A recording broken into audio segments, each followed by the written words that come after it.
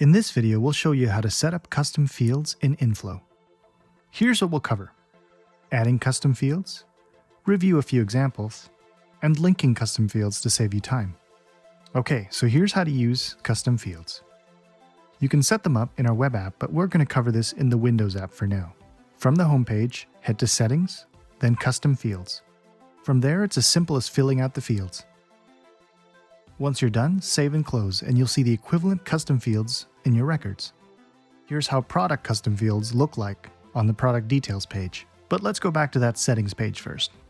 You can filter lists in inFlow based on custom fields, and they'll also show up in reports. Here are some examples of how you can take advantage of each custom field type. For product, you can add details about the material or the manufacturer. For work orders, which are how you handle manufacturing and assembly, you can add fields like related sales order or department.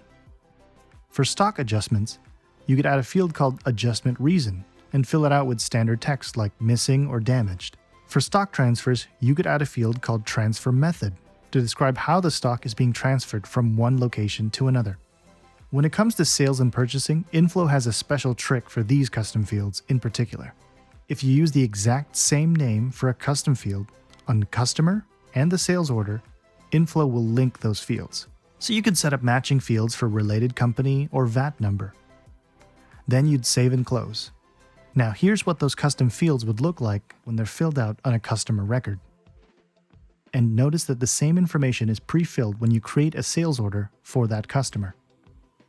The same thing goes for vendors and purchase orders. And that's how you can create and make use of custom fields. Now you can try them for yourself in inFlow.